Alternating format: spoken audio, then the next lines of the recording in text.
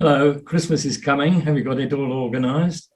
This is Barry Osborne from Rural Mission Solutions, and together with some of my colleagues, we'd like to share with you some ideas that you might be able to use in your church this Christmas time. Let's start off with David, who's got something really interesting to say about Advent calendars. Last year, my church did a great idea for Advent.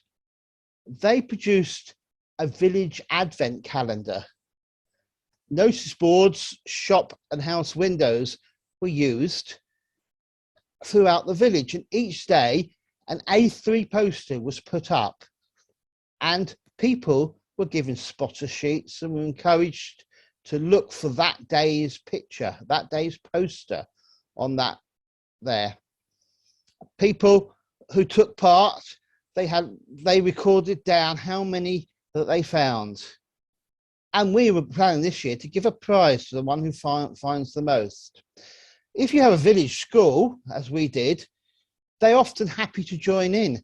Our school gave each one of the children a spotter sheet, but also put up the very first poster on their notice board.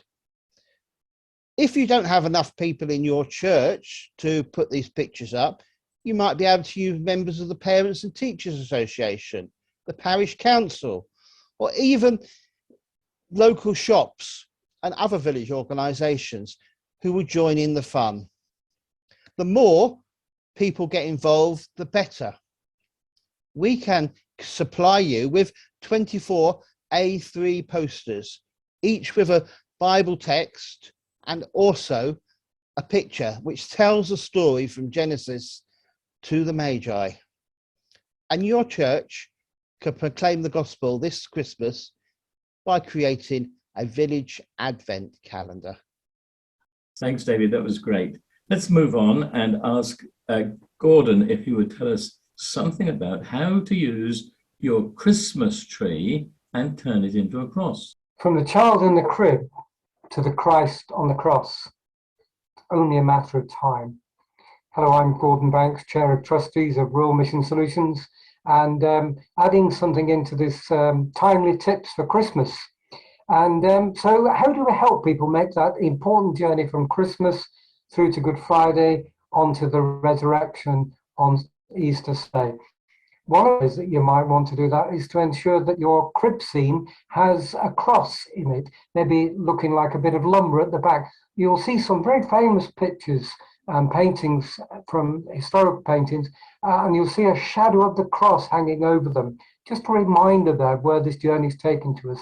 Another very particular way is to take your Christmas tree and turn it into a cross. I think this is originally a Methodist idea. It's been picked up in several places, but the idea is you take your Christmas tree, chop all the branches off, take the top bit, that's what I do, and turn it into a cross. And then just leave it sort of sat around somewhere, not out of sight, but not obvious, until you get to Lent.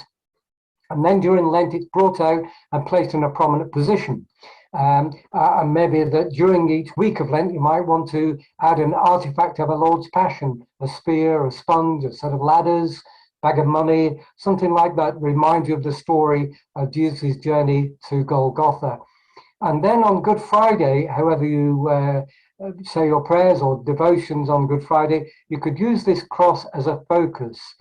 And then for Easter Sunday, what I used to do is to take the cross, set it into a special stand, watching that it doesn't drip with lots of water around, and put oases onto the front with chicken wire, and then get small yellow and gold flowers, fairly strong stem ones, and stick them in. It can take a couple of hours, but with some lovely music on, a few of you working, very meditative, very thoughtful, something to do on Holy Saturday.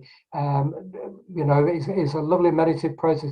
And then when you come in Easter Sunday morning, this cross that's moved from a Christmas tree is festooned with flowers. It really is a moment that people do. You watch them do that.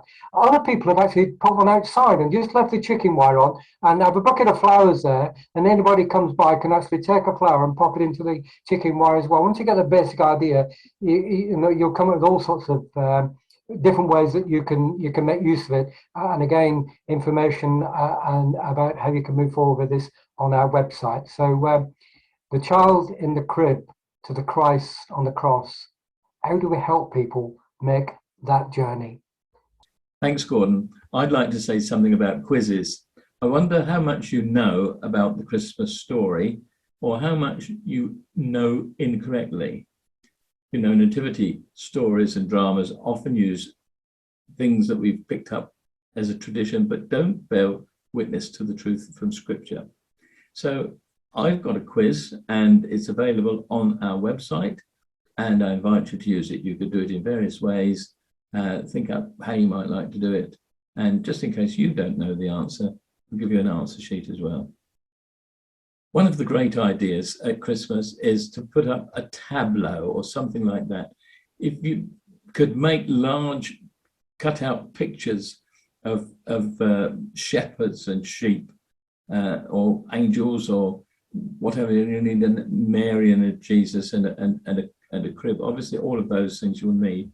And you could build it up over some time. You could, perhaps if you've got space outside your church where people can see, you could do that. You could illuminate it, or maybe you could move it around in the village, put different bits of the story in different parts of the village. But doing tableaus is a great way. Now, if you're not artistic, there are websites and you can get these ready-made for you. There's a Mexican tradition where a boy and a girl would wander around their village, knocking on the doors, asking if there was room for Jesus.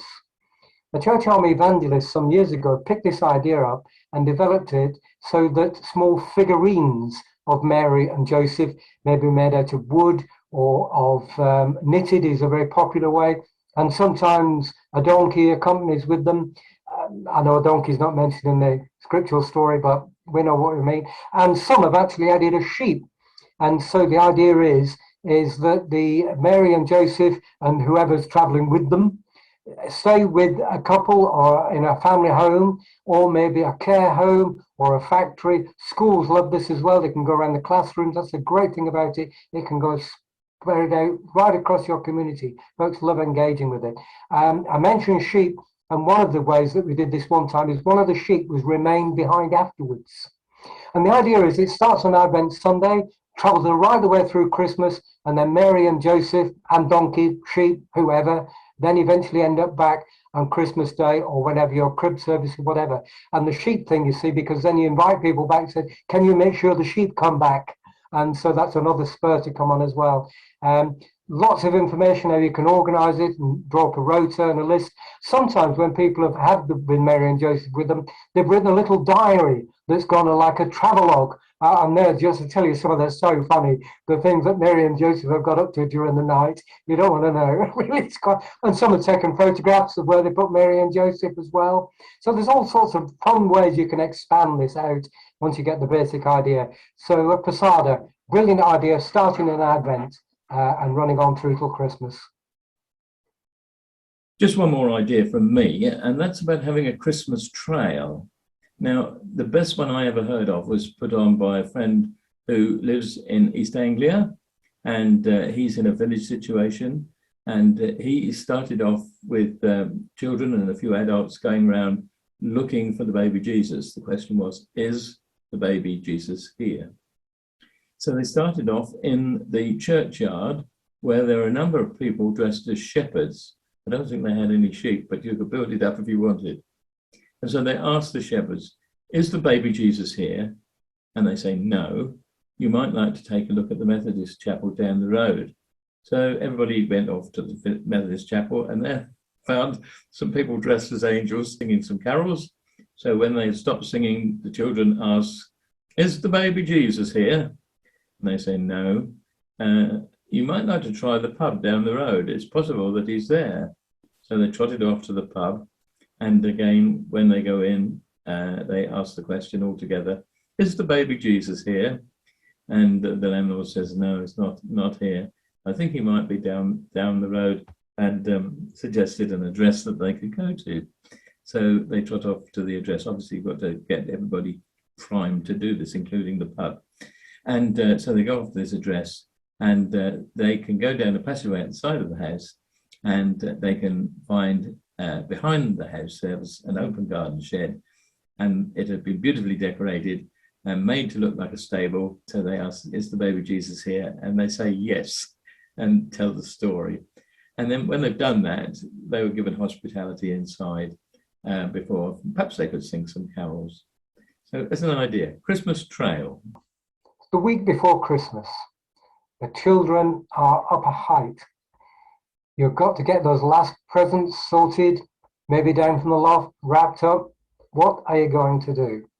Well, one of the things we did very successfully in Cornwall, in a small village, was to run a children's craft activity morning, obviously featured around Christmas crafts that could be made, and table decorations, Christmas cards, could be anything really. Lots of good simple ideas there. And then we'd run a big quiz often along the wall of the hall, using the hall or village hall or whatever might be a space available for you to use. Quiz is a great way of teaching children. Then we'd get them to learn a special song, we'd learn them a bit of drama, and then it'd come round time for pick-up time. And this is not a time to pick up and run off. This is a time to come on in, see what the children have been doing, run the quiz again, put the children against the adults. The children get the teaching twice and invariably will beat the adults and love it. Give them a cup of tea, some refreshments, whatever you can run to. Tell them about what the Christmas services are coming up. Maybe even invite them to an exploration of Christianity, something like Alpha or whatever you might be running in the new year. But we had parents coming, we used to charge just a nominal fee. And they said to us, tell you what, we give you a load of money, because it was just so brilliant to have that bit of a space. And the children loved it because they get sitting at home, the weather's not so good, you can't get out there, they've got a bit of space to run around, you can have some lively games.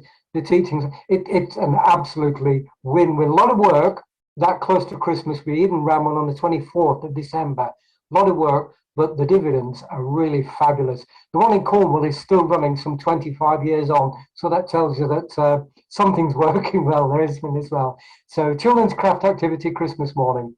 So that's it from us, some ideas that are fairly simple, things you could do. But most of all, I want to talk about what you actually give out at Christmas. So obviously you might be using carol sheets.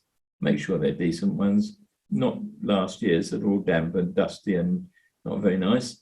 So they might include some information about the rest of your Christmas services, or some services that are coming up after Christmas. So details of their contact details, people's phone numbers, emails, addresses, people they can find out more about the exciting things that happen in your church. And with it all, please remember to use that website that's so important, www.christianity.org.uk. Help people discover more of the good news of Jesus this Christmas time. And remember to visit our website, which is www.ruralmissionsolutions, as one word, ruralmissionsolutions.org.uk.